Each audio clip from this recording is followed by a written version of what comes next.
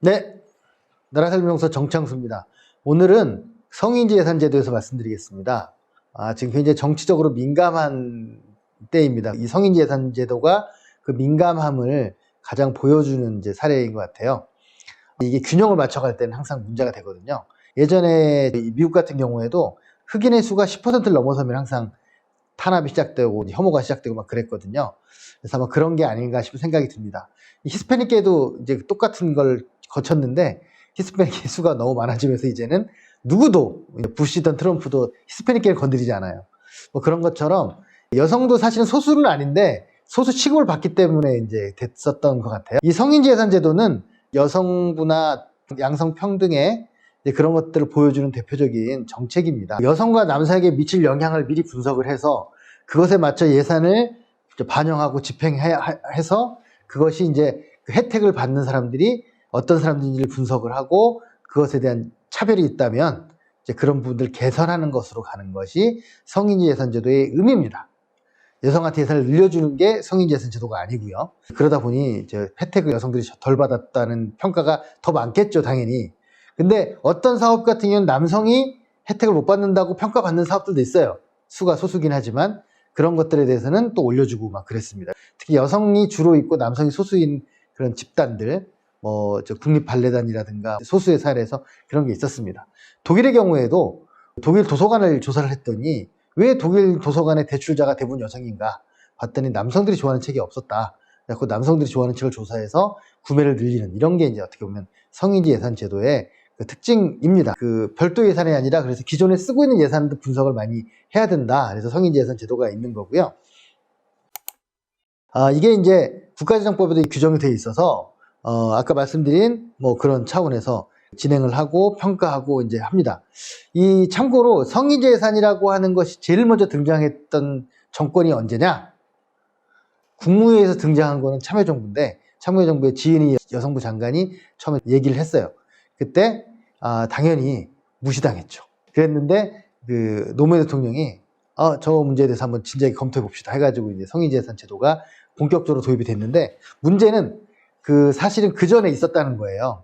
전두환 정부 때 그 어떤 장관 한 명이 문제를 제기한 거예요. 꼭 성인지 예산이란 말을 쓰지 않았지만 여성에 대한 걸 한번 고려해야 되는 거 아니냐라고 국무회의 때 얘기를 한 거예요. 왜 그러냐면 당시 80년대에는 명절 때 귀경길이 막 열 몇 시간씩 걸리고 그랬어요. 저 도로를 타고 가는데 차가 밀려서 가잖아요. 근데 그때 당연히 가장 힘든 게 뭐겠습니까? 사람들이 버스에서 막 열 몇 시간 있으면 화장실이잖아요. 근데 남성들은 아무 데서나 차가 이렇게 서 있으면 아무 데나 그 고속도로 주변에 가서 볼일을 보는데 여성들은 그럴 수가 없는 거예요. 중간중간에 있는 화장실에 막 미어 터지죠, 당연히. 그걸 보니까 이 양반이 여성들한테는 화장실을 더 많이 지어줘야겠다라는 생각을 국무회의 때 한 거예요.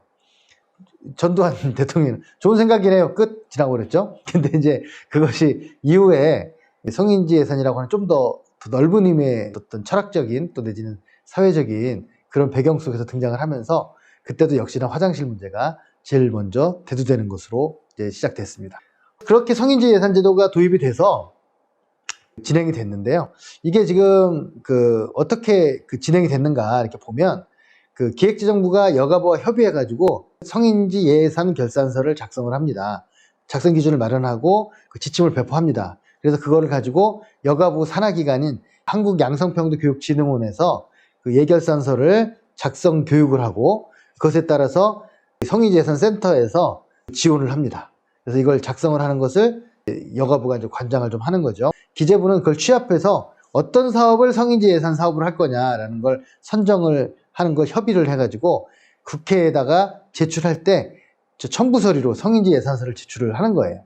결산서는 또 같은 절차를 거쳐가지고 그 어떤 목표를 정한 것을 얼마나 달성했는가라는 것을 고려해가지고 결산서를 제출을 합니다. 그래서 이게 기재부, 여가부, 해당 부처, 감사원은 결산을 할 때 결산을 담당하는 부서가 감사원이니까 그 성인지 결산서를 당연히 검사를 하죠. 그리고 이제 아까 말씀드린 여성정책연구원에서 있는 성인지예산센터에서 작성을 지원하고 양성평등교육진흥원에서 담당자 교육을 이제 진행을 합니다. 저도 이제 몇 번 가가지고 이제 교육을 했습니다. 다만 아쉬웠던 건 뭐냐면 개별 사업에 대해서 그 성별 영향 평가를 하는 것은 많이 좀 진행을 하는데, 그래서 예산이 어떻게 편성돼야 되고 어떻게 결산하고 하는 문제에까지는 아직은 못 가고 있는 것 같아요.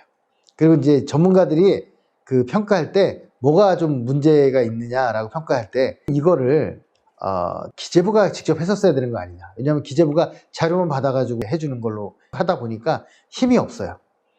국가재정법에 성인지 예산이 규정된 게 2007년이에요. 참여정부 말기죠. 그렇게 해서 진행을 했는데 2010년에 국가재정법이 이게 포함이 됐고요. 그래서 각 예산서의 구체적인 내용까지 진행을 합니다. 참 좋은 점인데요. 어떤 대선 후보가 그랬잖아요. 여당, 야당, 관당이 있다. 우리나라에는 집권당은 관당이다. 관료당이죠. 그런 게 굉장히 부정적인 영향을 끼치는데, 그 또 반대편으로 생각하면 그런 것 때문에 어떤 일이 있냐면 한번 행정이 시작되면 계속합니다. 다음 시간에 주민참여 예산도 말씀드릴 텐데 한번 결정되면 계속 가요. 정권에 상관없이. 성인지 예산 제도도 마찬가지예요. 쭉 진행이 됩니다. 그래서 역으로 생각하면 정말 중요하다고 여야가 합의를 하면 제가 볼 때 정권이 바뀌어서 가는 경향이 있어요. 여야가 사실 무슨 차이가 있었는가를 한번 생각해 보면 여러 가지 생각이 듭니다. 다만 중요한 몇 가지에서 차이가 있겠죠. 근데 정말 뭐 여야가 합의한 수준으로 가는 것들, 그런 것들이 이제 저는 여성 문제도 이명박근혜 정부 때까지는 큰 이견이 없이 갔던 건데, 이게 이상하게 이제 좀 꼬이고, 환경 문제도 제가 어저께 어디 서울시 토론회 갔는데 그 오세훈 시장이 들어서 가지고 환경 정책이 얼마나 바뀌었나 이런 걸 하는데, 그 양반이 가져온 게 뭐냐면 2009년, 2010년에 오세훈 시장이 했었던 환경 정책을 꺼낸 거예요. 그 연장선상에서 이제 박원순 시장 책에 간 거죠. 근데 지금 오세훈 시장이 내는 게 2009년에 본인이 했던 것보다 후퇴된 얘기예요. 그러니까 이제 그 어떻게 보면 연장선상이라는 걸 인정하지 않고 과거 걸 무조건 부정하려고 하다 보니까 지금 꼬이게 되는 것 같아요. 아무튼 이렇게 해서 성인재산 제도가 성립이 됐고 진행된다는 걸 이제 말씀을 드렸는데요. 2021년도에 성인지 예산은 304개 대상 사업이 있습니다. 그래서 2020년도 추경 기준으로는 34조, 이번에 2021년도 본 예산 기준으로는 35조 정도 진행이 되고 있어요. 굉장히 많은 사업들이 있는데, 다만 이게 조금 면밀하게 검토되거나 계획된 거가 아니라는 비판이 좀 많이 있어요. 왜 그러냐면 복지부의 예산이 거의 반이 넘어요. 복지부가 제일 편하니까. 왜냐하면 성별 영향을 분석할 때 수혜 대상자가 분명히 있잖아요. 복지부 같은 경우에는 편한 거 찾다 보니 복지부 예산이 갑니다. 그런데 복지부 예산의 상당수는 남녀를 고려하지 않고 그냥 무차별하게 주는 거잖아요. 그러면 그거를 어떻게 성별 영향을 평가할 수 있을까? 차별이 생기기가 힘든 사업인데 그걸 성인지 예산으로 구분을 할 수 있을까? 그런 생각이 듭니다. 진짜 차별이 되고 있는 건 어떤 거냐면 이런 거죠. 농업 예산에서 가구당으로 지원하느냐 인당으로 지원하느냐 굉장히 큰 논쟁이에요. 왜냐하면 가구당으로 지원하면 할아버지들이 다 가져가세요. 인당으로 지원해야 여성 농민에 대한 혜택이 갑니다. 이런 게 어떻게 보면 이제 성인 예산할 때 굉장히 중요한 기준이 되죠. 지금도 중앙정부에서 인당으로 주라고 그러는데도 가구당을 고집하는 지자체들이 있어요. 그 뭐냐면 남성 농민들의 압박 때문이거든요. 실제로 일은 여성이 더 많이 하는 경우도 있고 최소한 절반 하겠죠. 뿐만 아니라 노인으로 가면 여성 농민들이 더 많습니다. 왜냐하면 일찍 돌아가시기 때문에 남성들이 그런 것까지 고려를 좀 해야 되는 게 아닌가. 왜냐하면 남자 여자가 받는 돈을 똑같이 고려를 하면 여성이 더 많은 것처럼 나올 수도 있어요. 왜냐하면 여성이 더 수가 많으니까. 그래서 그거는 정말 과학적으로 분석을 해야 되는 그런 문제가 있는 거죠. 아무튼 성인지 예산의 특성은 이제 결론적으로 말씀드리면 남성 여성의 어떤 성별 차별이 발생하지 않기 위해서 노력하는 거지 여성 예산을 늘려주자 그런 차원의 것이 아니다 라는 걸 분명히 하고요. 그래서 그것을 위해서 사전에 영향평가를 잘 해야 되는데 이제 그런 부분에서 아직 힘듭니다. 제가 교육하러 가보니까 공무원들 중에서 예전에 20%를 반드시 성인지 예산 교육을 받으라고 했는데 그걸 선택으로 바꿔놨더라고요. 요즘 제가 강의 요청이 안 오는 걸로 봐서 성인지 예산 교육이 진행이 많이 안 되는 거죠. 기준을 바꾸니까 그런 씁쓸한 상황이 있었습니다. 아무튼 성인지 예산은 남녀 어떻게 보면 형평을 맞추고 성별의 어떤 편중이 없게 하는 예산이다라는 부분을 강조하고 마치겠습니다.